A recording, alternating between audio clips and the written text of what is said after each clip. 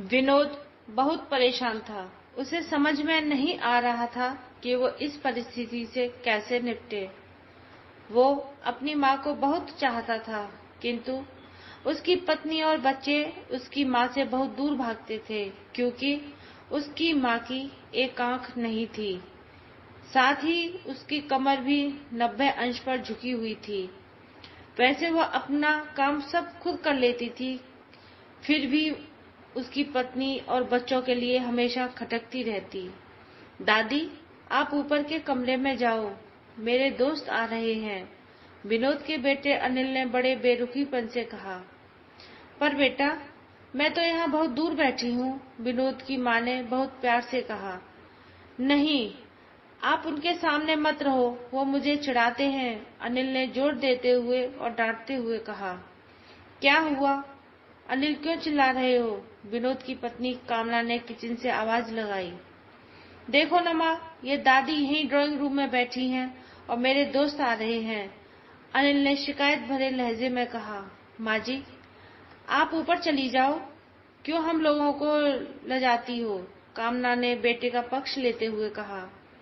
बेचारी सरला जी चुपचाप उठकर जीने के सहारे ऊपर चढ़ने लगी। कमर झुकी होने के कारण उन्हें ऊपर चढ़ने में बहुत ही परेशानी हो रही थी, किंतु वो पूरी ताकत से ऊपर के अकेले कोने वाले कमरे में जाकर बैठ गईं।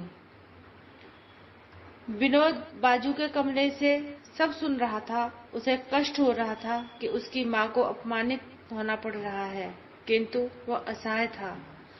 अगर वो कुछ कहता तो पत्नी और बच्चे उसका विरोध करने लगते। दूसरे उनके तर्क भी सही लगते, क्योंकि वह एक प्रशासनिक अधिकारी था। उसका सामाजिक स्तर बहुत ऊंचा था। उसकी ससुराल भी एक उच्च घराने में थी और वह चुपचाप इस तरह हर दिन अपनी माँ को अपमानित होते देखता रहता। रात को विनोद की पत्नी ने कहा, देखो जी, अब कुछ करो। कल कलेक्टर साहब की पत्नी आई थी, माँ जी अपनी देशी धुन धारा में उनसे मिली। मुझे बहुत शर्म आ रही थी, बताते हुए कि ये मेरी सास हैं। मैंने कह दिया कि दूर की रिश्तेदार हैं, इलाज कराने आई हैं। विनोद को रोना आ गया, किंतु वह फिर भी चुप रहा। उसे समझ में नहीं आ रहा था कि वो क्या करे। अपने बेटे की मन स्थिति को सरला जी अच्छी तरह से जानती थी और बेटे को कोई कष्ट न हो, इसलिए वो हर बात को चुपचाप सह लेती। विनोद बहुत उदास रहने लगा। एक तरफ परिवार और सामाजिक स्तर पर जीने की प्रतिद्वंद्विता थी और दूसरी ओर माँ। आखिर माँ से अपने बेटे की यह हालत नहीं देखी गई। एक दिन उसने अपने बेटे से कहा, विनोद, बहुत दिन हो गए हैं, मैं अपने गांव जाना चाहती हूँ, मुझे वहां पहुंचा दो, मेरा यहाँ मन नहीं लग रहा। किंतु माँ, वहां तो कोई नहीं है, तुम्हारी देखभाल कौन करेगा? विनोद ने आश्चर्य से पूछा। अरे, सब गांव वाले तो हैं और वो तुम्हारे मामा जी तो उसी गांव में रहते हैं, और फिर हम सारी व्यवस्थाएं करके आएंगे ना। कामना को तो जैसे मन की मुराद मिल गई हो। हाँ बेटा, बहू सही कह रही है, सरला जी ने लंबी सांस लेते हुए कहा। विनोद जानता था कि गांव में माँ की देखभाल करने वाला कोई नहीं है, लेकिन अपनी पत्नी के जिद के कारण वह अपनी माँ को गांव छोड़ने पर विवश हो गया।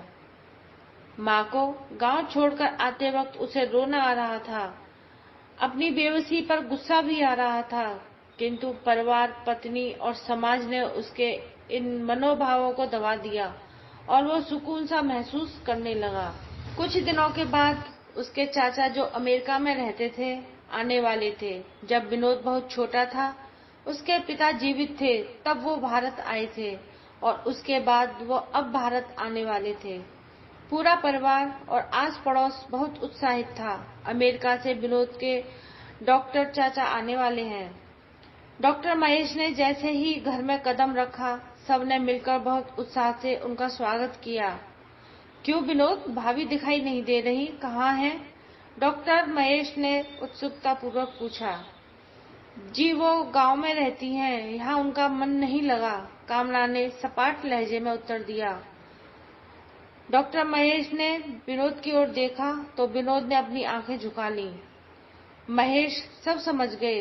बोले, कल हम भाभी से मिलने गांव चलेंगे सब लोग। दूसरे दिन सभी लोग गांव के घर में पहुंचे। देखा सरला जी को बहुत तेज बुखार है और वो पलंग पर असहाय पड़ी हैं। डॉक्टर महेश दौड़कर सरला के पास गए, उनके पैर छूकर रोने लगे। सरला की यह हालत उनकी कल्पना से परे थी। वाह बेटा विनोद, तूने तो नाम उजागर कर दिया। अपनी माँ की ये हालत देखकर तुझे शर्म नहीं आई? डॉक्टर महेश ने विनोद को लगभग डांटते हुए कहा। नहीं देवर जी, विनोद का कोई दोष नहीं है। मैं खुद गांव आई थी। सरला जी ने अपने बेटे का बचाव किया। मुझे सब पता चल गया है भाभी जी, आप चुप रहो। क्यों बहू, तुम्हें अपनी सास की कुरूपता पसंद नहीं आई है? समाज में तुम्हें नीचा देखना पड़ता है, यही बात है ना? डॉक्टर महेश ने कामना की ओर व्यंग से देखा। कामना निरुत्तर होकर विनोद को देखने लगी। आज तुम जिस सामाजिक स्तर पर हो वह इन्हीं के संघर्षों की देन है। और बेटा विनोद, तुम्हें शायद मालूम न हो कि बचपन में जब तुम 1 साल के थे तब छत से नीचे गिरने के कारण तुम्हारी एक आंख फूट गई थी और तुम्हारी रीढ़ की हड्डी में भी समस्या थी। तब तुम्हारी इस क्रूर माँ ने अपनी एक आंख और अपना वॉन मेरो तुम्हें देकर इतना सुंदर रूप दिया था।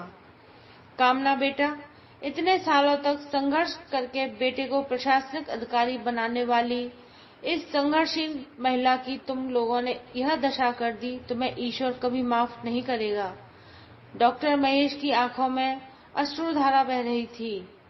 अब भाभी, आप मेरे साथ अमेरिका जाएंगी या इन स्वार्थी लोगों के बीच में नहीं रहेंगी? डॉक्टर महेश ने सरला जी से कहा। विनोद को तो मानो काटो खून नहीं था। डॉक्टर महेश जो चाचा थे, उन्होंने जो राज बताया उसके बाद तो विनोद को यही लग रहा था कि उससे ज्यादा पापी इंसान इस दुनिया में कोई नहीं है। वह दौड़ता गया और माँ सरला जी के कदमों से लिपट गया।